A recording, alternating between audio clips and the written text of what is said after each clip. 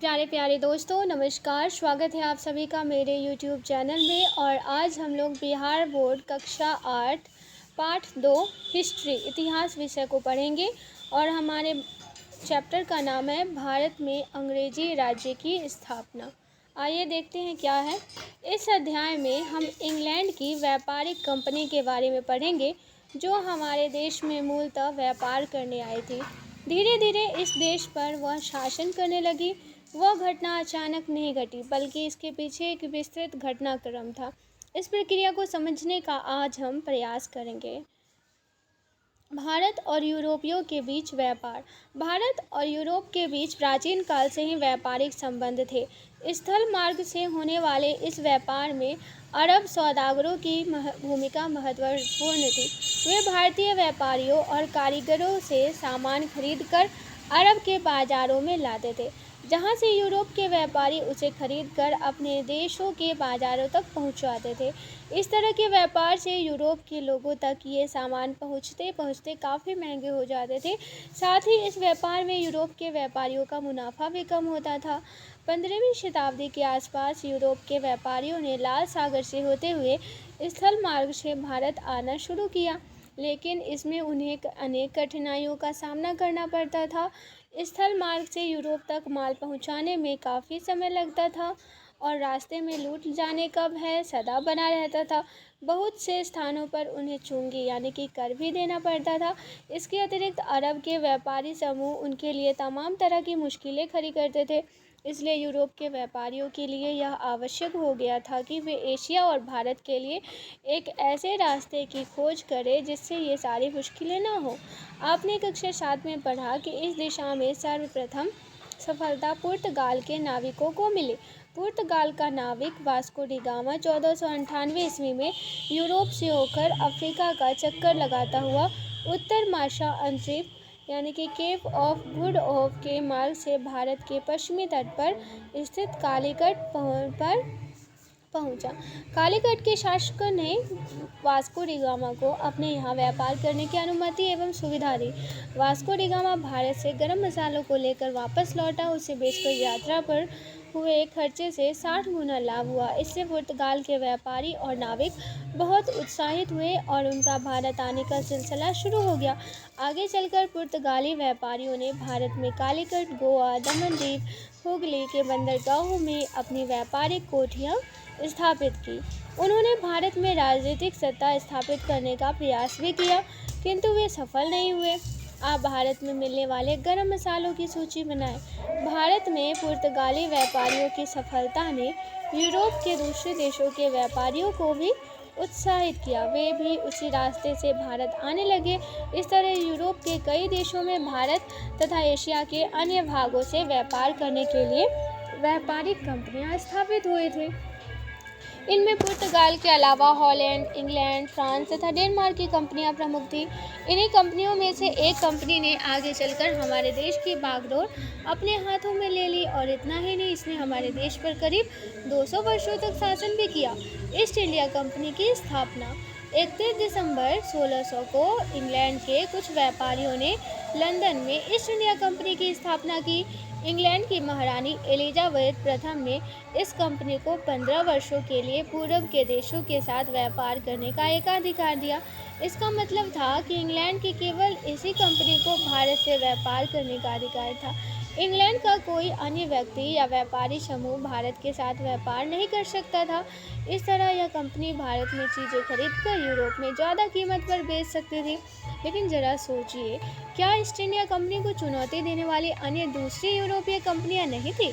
पुर्तगाल तो पहले से ही भारत के साथ व्यापार कर लाभान्वित हो रहा था। इसके साथ ही हॉलैंड, फ्रांस एवं डेनमार्क जैसे देशों की व्यापारिक कंपनियों के हित भी इंग्लैंड की ईस्ट इंडिया कंपनी से टकराने लगे। सारी कंपनियां एक जैसी चीज़ें जैसे बारीक सूती कपड़े, रेशम, मलमल, नील, सोरा आदि खरीदती थी। यूरोप में सूती कपड़ों का उत्पादन बिल्कुल ही नहीं होता था। वहाँ सूती कपड़ों का उपयोग गर्मियों में किया जाता था तथा ऊनी वस्त्रों के अंदर अस्तर के रूप में जाड़े में भी किया जाता था। उसमें ऊनी कपड़े पहनने में ज़्यादा मुलायम और आरामदेह हो जाते थे। पूरे यूरोप में भारत के मसालों की बहुत ज़्यादा मांग थी। ठंडा प्रदेश होने के कारण यूरोप के लोगों के भोजन में मांस का उपयोग काफ़ी होता था, जिसे स्वादिष्ट बनाने के लिए तथा मांस को लंबे समय तक उपयोग में लाए जाने योग्य बनाने रखने के लिए इन मसालों का उपयोग किया जाता था। जाड़े के मौसम की भयानक सर्दी में केवल इन्हीं साधनों का प्रयोग कर यूरोप के लोग मांस खा सकते थे। वाणिज्यवाद। वाणिज्यवाद का मतलब लाभ कमाने के उद्देश्य से की गई व्यापारिक गतिविधियां आती है। इसमें किसी देश की संपदा का अंदाजा उसके पास जमा मूल्यवान धातुओं, विशेषतः स्वर्ण की मात्रा पर निर्भर करता है। इसी तरह नील का इस्तेमाल कपड़ा रंगने के लिए होता था, शोरा बारूद बनाने के काम आता था। यूरोप में इन सभी चीज़ों का अभाव था। इसके विपरीत यूरोप में उत्पादित बहुत कम ही चीज़ें भारत के लोगों के काम आती थी। इसलिए यूरोप की कंपनियां मुख्य रूप से सोना और चांदी देकर भारत से सामान खरीदती थी। अधिक से अधिक सामान खरीदते तथा उससे अधिक मुनाफा कमाने के लिए इन सभी कंपनियों में होड़ लगी रहती थी। इसका सबसे ज़्यादा फ़ायदा भारत के कारीगरों व छोटे व्यापारियों को होता था। उनका सामान तैयार होने के पहले ही बिक जाया करता था, वह भी काफ़ी अच्छे दामों पर। मगर इस होड़ का एक दूसरा पक्ष भी था।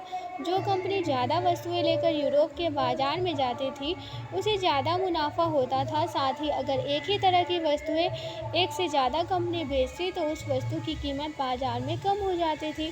इसलिए ये कंपनियां हमेशा इस प्रयास में रहती थी कि दूसरी कंपनी के मुकाबले से बाहर कर दें। ज़्यादा मुनाफा कमाने तथा बाजार पर एकाधिकार करने की होड़ में इन कंपनियों के बीच हिंसात्मक झगड़े भी होने लगे।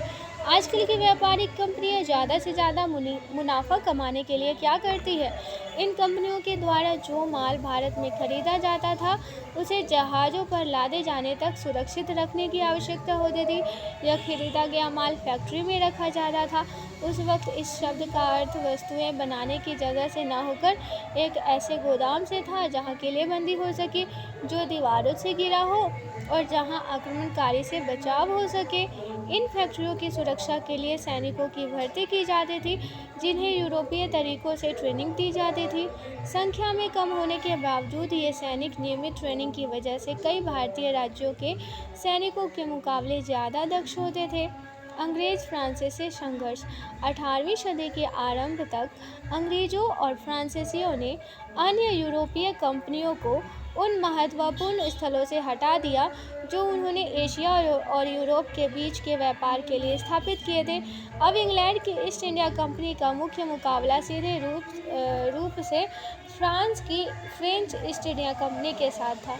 इंग्लैंड व फ्रांस की सरकारें भी अपनी अपनी कंपनियों को इस संघर्ष में पूरा समर्थन करते हुए उन्हें हर संभव सैनिक व आर्थिक मदद देती थी।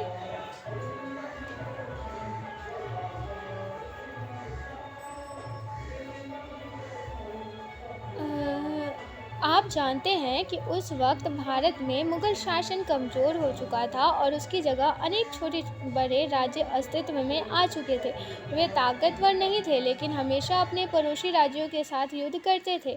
इन्हीं परिस्थितियों का फ़ायदा इन कंपनियों ने उठाया। इन कंपनियों ने ऐसे राज्यों को प्राप्त करने की चेष्टा की, करों में छूट प्राप्त की तथा उस राज्य में व्यापार के एकाधिकार के बदले वे इन राज्यों को सैनिक मदद देने का वादा करते थे। इंग्लैंड की ईस्ट इंडिया कंपनी ने भारत में कई जगहों जैसे सूरत, मछलीपट्टनम, हुगली, पटना, कासिम बाजार आदि जगहों पर अपनी फैक्ट्रियों की स्थापना की। प्रायः इन्हीं जगहों के आसपास फ्रांसीसी ईस्ट इंडिया कंपनी की भी फैक्ट्रियाँ थीं। इसके अलावा फ्रांसीसियों ने पूर्वी तट पर चंद्रनगर, बालासोर एवं पश्चिमी तट पर माहे में फैक्ट्रियाँ स्थापित की थी। फ्रांसीसियों का प्रधान कार्यालय भारत के दक्षिण पूर्वी समुद्र तट पर पांडिचेरी में था। उस प्रदेश में अंग्रेजों का मुख्य केंद्र फोर्ट सेंट जॉर्ज में था। उस प्रदेशों में अंग्रेजों का प्रमुख केंद्र फोर्ट सेंट जॉर्ज मद्रास में था। उस समय यूरोप में भी इंग्लैंड और फ्रांस के बीच प्रतिद्वंद्विता थी। यूरोप में जब इन दोनों देशों में संघर्ष आरंभ हुआ तो भारत में इन दोनों कंपनियों के बीच संघर्ष की शुरुआत हुई। यह शुरुआत दक्षिण भारत में कर्नाटक से हुई। कर्नाटक मुगल साम्राज्य का एक सूबा था। जो लगभग स्वतंत्र हो चुका था। फ्रांसीसी कंपनी का मुख्य कार्यालय उनकी सीमा के काफ़ी करीब था। सन 1740 के आसपास कर्नाटक के नवाब ने यह देखकर कि उसके सूबे में फ्रांसीसियों की शक्ति बढ़ती जा रही है, उनके खिलाफ एक सेना भेजी। इस युद्ध में कर्नाटक सेना की हार गई। इस लड़ाई के परिणाम ने सिद्ध कर दिया कि एक छोटी सेना भी यदि सैनिकों में अनुशासन हो, उन्हें नियमित रूप से प्रशिक्षण व वेतन दिया जाए, उन्हें यूरोप में विकसित नई बंदूकें दी जाए, तो भारतीय सैनिकों की काफ़ी बड़ी सेना को हरा सकती थी। सन 1750 के आसपास कर्नाटक में उत्तराधिकार का संघर्ष शुरू हुआ, जिसमें फ्रांसीसी एवं अंग्रेज कंपनियां आमने सामने आ गई। इसमें अंग्रेज कंपनी अपनी पसंद के व्यक्ति को कर्नाटक का नवाब बनाने में सफल रही और फ्रांसीसियों को एक बड़ा झटका लगा। अंग्रेज और बंगाल। कर्नाटक के बाद संघर्ष का क्षेत्र दक्षिण से उत्तर पूर्व की ओर बंगाल में स्थानांतरित हो गया। बंगाल में अंग्रेजों ने कलकत्ता में अपनी फैक्ट्री स्थापित कर रखी थी। बंगाल मुगल साम्राज्य का एक धनी और बड़ा प्रांत था। इसमें आधुनिक बिहार और उड़ीसा भी शामिल थे। मुगलों की केंद्रीय सत्ता की कमजोरियों का लाभ उठाते हुए बंगाल के दीवान मुर्शीद कुली खान ने अपने को एक स्वतंत्र शासक घोषित कर लिया था। वैसे वे मुगल बादशाह को नियमित रूप से राजस्व भेजते रहे। मुर्शीद कुली खां के बाद अलवर्दी खां 1740 ईस्वी में बंगाल का नवाब बना। उसने बंगाल में कुशल प्रशासन कायम किया। अलवर्दी खां ने यूरोप के व्यापारियों को हमेशा अपने नियंत्रण में रखने का प्रयास किया। उसके बाद उसका नाती सिराजुद्दौला नवाब बना। सिराजुद्दौला के नवाब बनने पर उसके परिवार के सदस्यों के बीच साजिश और झगड़े शुरू हो गए। इन साजिशों ने ईस्ट इंडिया कंपनी को बंगाल में हस्तक्षेप करने का अवसर दे दिया। उस समय का बंगाल। एक अंग्रेज इतिहास लेखक एस.सी. हिल उस समय के बंगाल के किसानों के बारे में लिखता है कि 18वीं सदी के मध्य में बंगाल के किसानों की हालत उस समय के फ्रांस या जर्मनी के किसानों की हालत से बढ़कर थी। यदि उस समय के शहरों की हालत पर नज़र डाली जाए तो बंगाल की राजधानी मुर्शिदाबाद के बारे में स्वयं प्रसिद्ध अंग्रेज सेनापति क्लाइव लिखता है, मुर्शिदाबाद का शहर उतना ही लंबा, चौड़ा, आबाद और धनवान है जितना कि लंदन का शहर। अंतर इतना है कि लंदन के धनाढ्य से धनाढ्य व्यक्ति के पास जितनी संपत्ति हो सकती है, उससे बेइंतहा ज़्यादा संपत्ति मुर्शिदाबाद के अनेक के पास है। आज मुर्शिदाबाद शहर की क्या स्थिति है, पता करें। बंगाल पर व्यापार से शासन। बंगाल में पहली अंग्रेज फैक्ट्री 1651 में हुगली नदी के किनारे शुरू हुई। व्यापार में वृद्धि होने के साथ साथ उसके चारों ओर कंपनी के अधिकारी एवं व्यापारी भी बसने लगे। धीरे धीरे कंपनी ने इस आबादी को चारों तरफ एक किला बनाना शुरू किया। इस किले का नाम फोर्ट विलियम रखा गया। कंपनी ने अपने व्यापार को ज़्यादा से ज़्यादा विस्तार देने के लिए 1696 में 1200 रुपये का भुगतान करके 3 गांवों की जमींदारी लगान एकत्र करने का अधिकार प्राप्त कर लिया। ये 3 गांव थे गोविंदपुर, सुतानाती और कालीकाता। तीनों गांव के मिलने के बाद आगे चलकर इन्हें कलकत्ता कहा जाने लगा। अब इसे कोलकाता कहा जाता है। कंपनी की फैक्ट्री मद्रास एवं बम्बई में भी थे। आज इन जगहों को किस नाम से जाने जाते हैं?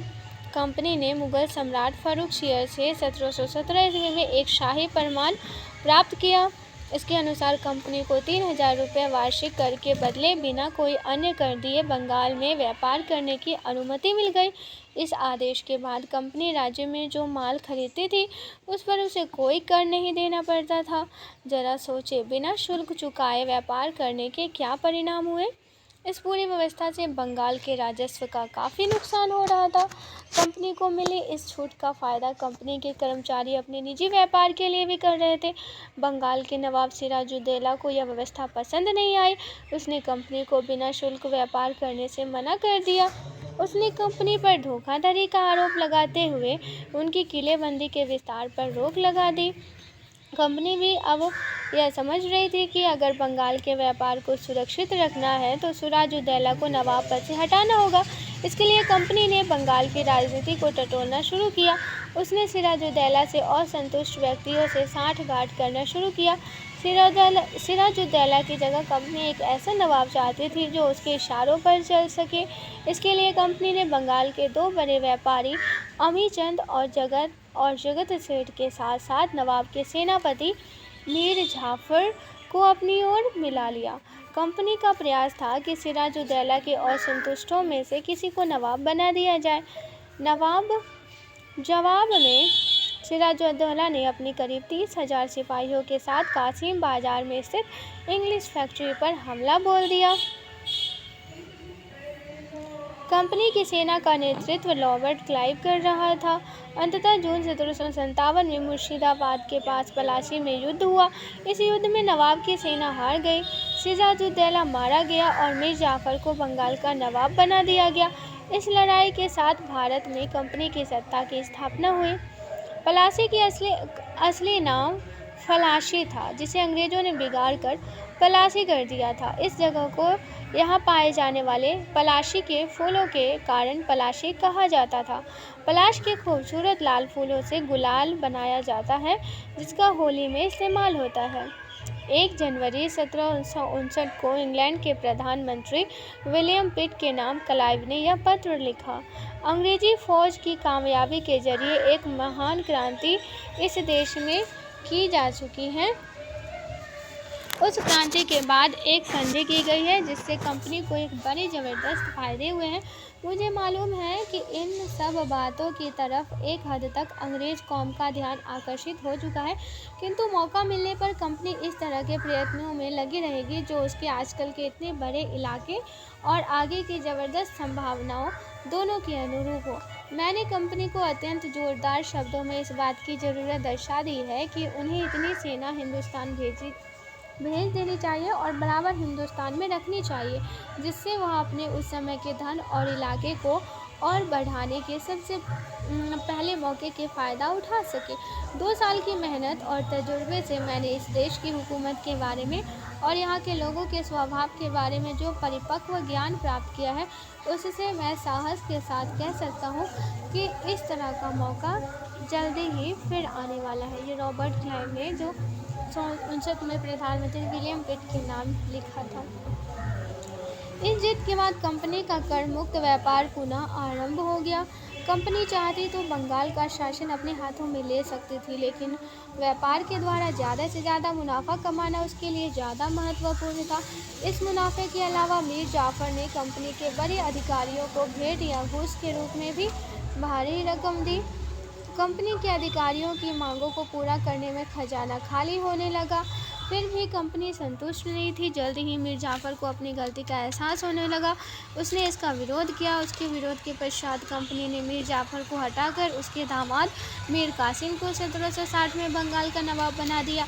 मीर कासिम ने नवाब बनने की खुशी में कंपनी को बर्दवान, मिदनापुर तथा चटगांव जिले की जमींदारी सौंप दी, लेकिन दूसरी तरफ उसने कंपनी पर अपनी पूर्ण निर्भरता की स्थिति को समझा। उसने कंपनी के शिकंजे से छुटकारा पाने के लिए कई कदम उठाए। उसने मीर जाफर के उन सभी अफसरों को हटाना शुरू किया जो कंपनी से मिले हुए थे। उसने बंगाल की आर्थिक स्थिति को भी सुधारने का प्रयास किया। कंपनी और उसके अधिकारी एवं कर्मचारी मुगल बादशाह फर्रुख सिंह द्वारा प्राप्त शाही फरमान द्वारा मिली सुविधाओं का दुरुपयोग कर रहे थे।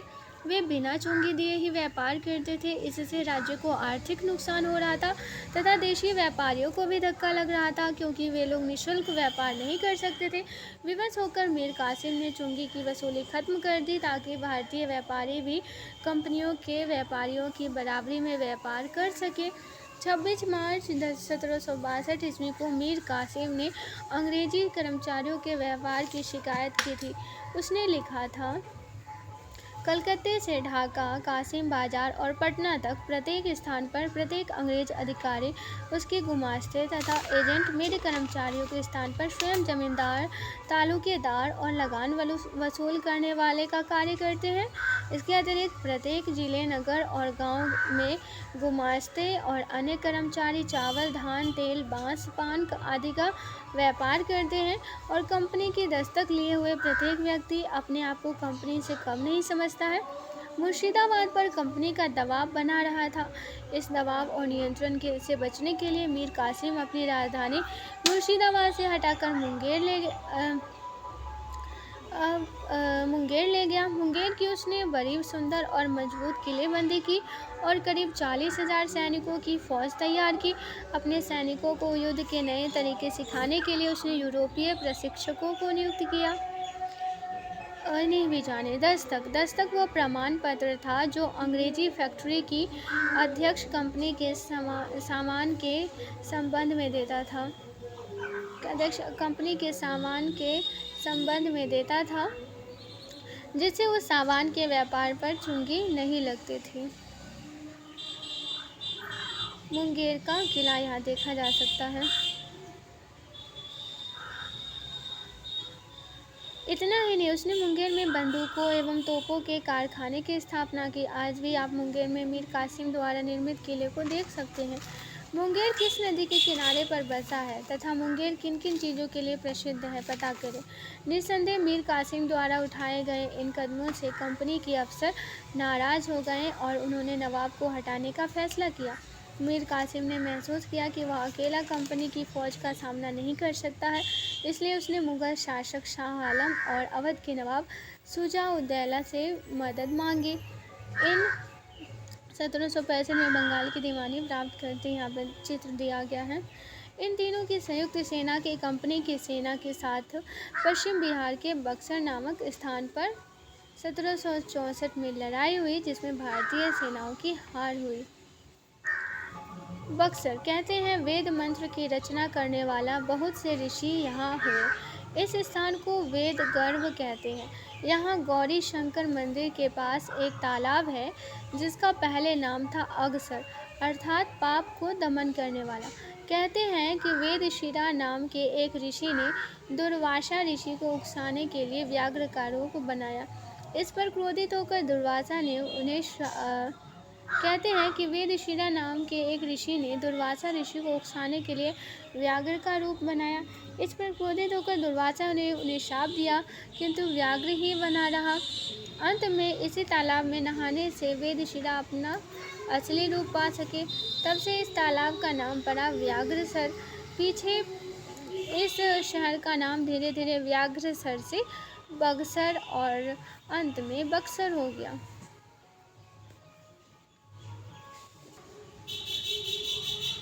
इस हार के पश्चात 1765 में शुजा-उद-दौला और शाह आलम ने इलाहाबाद में क्लाइव के साथ समझौते पर हस्ताक्षर किए। समझौते के अनुसार ईस्ट इंडिया कंपनी को बंगाल, बिहार और उड़ीसा की दीवानी मिल गई। इससे कंपनी को इन प्रदेशों में राजस्व वसूली का अधिकार मिल गया। कंपनी को दीवानी मिलने से क्या क्या फ़ायदे हुए होंगे। इस तरह कंपनी के एक बहुत ही महत्वपूर्ण उद्देश्यों की पूर्ति हो गई। 18वीं सदी की शुरुआत से ही भारत के साथ कंपनी का व्यापार बढ़ता जा रहा था, लेकिन उसे भारत से चीज़ें खरीदने के लिए अपने देश लाए गए सोने और चांदी का भी इस्तेमाल करना पड़ता था। इससे इंग्लैंड में सोने और चांदी की कमी होने लगी थी एवं पूरे इंग्लैंड में इसका विरोध होने लगा था। यहाँ तक कि वहाँ की सरकार ने भी कंपनी को किसी और विकल्प की तलाश करने का आदेश दिया था। बंगाल की दीवानी हासिल करना कंपनी के लिए एक महत्वपूर्ण विकल्प के रूप में उभरा। इससे होने वाले मुनाफे से वे भारत में सामान खरीदकर इंग्लैंड भेज सकते थे और उन्हें चांदी लाने की आवश्यकता नहीं रह गई। इस तरह अब बगैर अपना कोई पैसा लगाए वे भारत के लोगों से पैसा वसूल कर भारत का ही सामान सस्ते में खरीद कर यूरोप भेज सकते थे और मुनाफा कमा सकते थे। यहाँ पर कंपनी के लिए काम करने वाला बंगाल का एक अफसर एक अज्ञात भारतीय चित्रकार द्वारा बनाया गया ये चित्र है 1780 का। पलाशी युद्ध की विजय के बाद अगर वे चाहते तो यहाँ के नवाब बन सकते थे, लेकिन उन्होंने ऐसा नहीं किया। भाषण चलाने के पचड़े से बचकर उन्होंने व्यापार करना और धन कमाने का सिलसिला जारी रखा। लेकिन बंगाल विजय के पश्चात वे भारत में एक महत्वपूर्ण राजनीतिक शक्ति के रूप में उभरे और धीरे धीरे पूरे भारत के आर्थिक संसाधनों पर अपना कब्जा जमाने के प्रयास में लग गए। बंगाल के बाद कंपनी ने भारत के अन्य राज्यों पर कब्जा जमाने के लिए लड़ाई के साथ साथ विभिन्न राजनीतिक, आर्थिक और कूटनीतिक साधनों को अपनाया। ज़्यादातर राज्य कंपनी की सैनिक भक्ति से डरकर उसकी बातें मानने को तैयार हो गए। ऐसे राज्यों पर अपना नियंत्रण स्थापित करने के लिए कंपनी ने उनके साथ सहायक संधि की। इसके अंतर्गत भारतीय शासकों को अपने क्षेत्र में कंपनी की फौज रखनी पड़ती थी। इसका खर्च भी उन्हें ही देना पड़ता था। अगर कोई शासक खर्च की रकम अदा करने में अपनी लाचारी दिखाता तो जुर्माने के तौर पर कंपनी उनके इलाके को अपने कब्जे में ले लेती। सहायक संधि को स्वीकार करने वाला पहला शासक हैदराबाद का निजाम और दूसरा शासक अवध का नवाब था। इन दोनों शासकों को अपने राज्यों के कुछ हिस्से कंपनी को देने पड़े थे। इसके अलावा भारतीय शासकों को अपने राज्य में एक अंग्रेज अधिकारी भी रखना पड़ता था। इस अधिकारी को रेजिडेंट कहा जाता था। रेजिडेंट के माध्यम से कंपनी इन राज्यों के अंदरूनी मामलों पर नज़र रखती थी। उस राज्य का अगला राजा कौन होगा, किस किस को पद देना उचित होगा आदि चीज़ें भी कंपनी के अफसर ही तय किया करते थे। कई राजाओं और नवाबों ने कंपनी की चालों को समझा। कंपनी शासन को चुनौती देने के लिए उन्होंने बड़े पैमाने पर तैयारियां की। कंपनी भी ऐसे शासकों से बलपूर्वक निपटने के लिए तैयार थी। आइए कुछ ऐसे भारतीय शासकों के बारे में जानें जिन्होंने डटकर कंपनी का मुकाबला किया। दक्षिण भारत का मैसूर राज्य, वर्तमान में कर्नाटक, उस समय काफ़ी समृद्ध एवं ताकतवर था। वहाँ हैदर अली 1761 से 1782 एवं उसके पुत्र टीपू सुल्तान 1782 से 99 ने सफलतापूर्वक शासन किया। मालाबार तट पर होने वाला व्यापार, जहां से कंपनी काली मिर्च और इलायची खरीदती थी, मैसूर के नियंत्रण में था। 1785 में टीपू सुल्तान ने अपने राज्य में पड़ने वाली बंदरगाहों से चंदन की लकड़ी, काली मिर्च और इलायची के निर्यात पर रोक लगा दी। टीपू ने फ्रांसीसियों से मित्रता की और अपनी सेना के आधुनिकीकरण में उनकी मदद ली। इसके इन कदमों से कंपनी और मैसूर में लड़ाई छिड़ गई। टीपू की कंपनी के साथ आखिरी लड़ाई 1799 में श्रीरंगपट्टनम में हुई, जिसमें टीपू बहादुरी के साथ लड़ते हुए मारा गया। टीपू की कहानी राजाओं की सभी अक्सर जनश्रुतियों से भी बनती है। प्रचलित किस्सों में उनकी ताकत का खूब यशगान किया गया है। 1782 ईस्वी में सुल्तान बने टीपू के बारे में कहा जाता है कि वे एक बार अपने फ्रांसीसी दोस्त के साथ जंगल में शिकार खेलने गए थे। वहाँ एक शेर उनके सामने आ गया। उनकी बंदूक ने मौके पर साथ नहीं दिया और कटार भी जमीन पर गिर गई। फिर भी टीपू ने निहत्थे ही शेर का मुकाबला किया और आखिरकार कटार उठा ले। अंत में उन्होंने शेर को मार गिराया। इसी के बाद से उन्हें शेर ए मैसूर कहा जाता था। टीपू की मौत के बाद अंग्रेजों ने मैसूर का शासन पुराने वोडियार राजवंश के हाथों में सौंप दिया। मैसूर राज्य के कुछ इलाके कंपनी ने हथिया लिया और वहां का नया राजा पूर्णतः कंपनी के अधीन हो गया। अंग्रेज और मराठों के बारे में आप कक्षा 7 में भी पढ़ चुके हैं। कंपनी ने आगे मराठों की ओर ध्यान दिया। 1761 ईस्वी में पानीपत की तीसरी लड़ाई में हार के बावजूद मराठे भारत के बहुत बड़े भाग को नियंत्रित करते थे, किंतु वे आपस में बटे हुए थे। उनकी बागडोर सिंधिया, होलकर, गायकवाड़ और भोसले जैसे अलग अलग राज्य वंशों के हाथों में थी। कंपनी के अधिकारियों और फौज ने मराठा प्रमुखों की आपसी लड़ाइयों का फ़ायदा उठाया और एक के बाद एक कई लड़ाइयों में मराठों को कमज़ोर कर दिया। अंततः 1817 से 1819 के युद्ध में मराठे पूरी तरह पराजित हुए और मराठों का क्षेत्र भी कंपनी के प्रभावाधीन हो गया। कंपनी और पंजाब। अब कंपनी का ध्यान पंजाब के महाराजा रणजीत सिंह की ओर गया। 1799 से 1839 ईस्वी तक पंजाब, कश्मीर और आधुनिक हिमाचल प्रदेश के कुछ भागों पर इनका शासन था। रणजीत सिंह के जीवन काल में ही उसके राज्य के विस्तार को कंपनी ने रोक दिया, लेकिन इनके जीवन काल में कंपनी पंजाब को नियंत्रित करने में असफल रही। रणजीत सिंह की मृत्यु के बाद पंजाब में अस्थिरता आ गई। इस स्थिति का फायदा उठाकर 1849 में कंपनी ने पंजाब को अपने नियंत्रण में ले लिया। विलय नीति। सीधे युद्धों के अलावा भारतीय राज्यों को अपने नियंत्रण में लेने के लिए कंपनी ने अन्य बहाने भी ढूंढने शुरू किए। विलय नीति भी ऐसा ही एक बहाना था। इस नीति के अंतर्गत अगर किसी शासक की मृत्यु हो जाती है और उसका अपना कोई पुत्र नहीं होता तो उसके राज्य को कंपनी अपने नियंत्रण में ले लेती थी। इस नीति के तहत 1848 ईस्वी में से 1856 ईस्वी के बीच भारत के कई राज्य सतारा, संबलपुर, उदयपुर, नागपुर और झांसी कंपनी के नियंत्रण में आ गए। अंग्रेजों ने विलय नीति के द्वारा इन भारतीय राज्यों को अपने नियंत्रण में ले लिया। उसे चित्र 15 में खोजें। कंपनी हुकूमत की स्थापना। इस प्रकार 1856 ईस्वी तक लगभग संपूर्ण भारत पर कंपनी का नियंत्रण हो चुका था। जरा सोचिए, 1600 ईस्वी में स्थापित एक व्यापारी कंपनी कैसे इतने बड़े साम्राज्य को अपने नियंत्रण में लेने में सफल रही। आइए उसकी सफलता के कुछ कारणों पर विचार करें। जैसा कि आपने कक्षा 7 में पढ़ा था कि 1707 ईस्वी में औरंगजेब की मृत्यु के बाद कई नए स्वतंत्र क्षेत्रीय राज्यों का उदय हुआ था। इनमें आपसी तालमेल का अभाव था। हर राज्य दूसरे के इलाके हड़प कर अपने राज्य का विस्तार चाहता था। एकता के अभाव के कारण भारतीय राज्य एक एक कर आसानी से कंपनी के हाथों पराजित हो गए। कंपनी की सेना के पास भारतीय सेनाओं से बेहतर तोपें और बंदूकें थीं। भारतीय सैनिकों की तुलना में उसे नियमित रूप से अभ्यास कराया जाता था। भारतीय सैनिकों की तुलना में वह आधुनिक, अनुशासित थी और उन्हें नियमित रूप से वेतन मिलता था। कंपनी की सफलता के उपर्युक्त कारणों में से आपके अनुसार सर्वाधिक महत्वपूर्ण कारण क्या हो सकता है? इनके अतिरिक्त आप किसी और कारण के बारे में बता सकते हैं। अपना लाभ सर्वोपरि। आपने देखा कि ईस्ट इंडिया कंपनी जो हम लोगों के देश में व्यापार करने आई थी, किस प्रकार उसने यहाँ की आंतरिक कमजोरियों का फ़ायदा उठाते हुए अपने आप को एक राजनीतिक शक्ति के रूप में स्थापित कर लिया।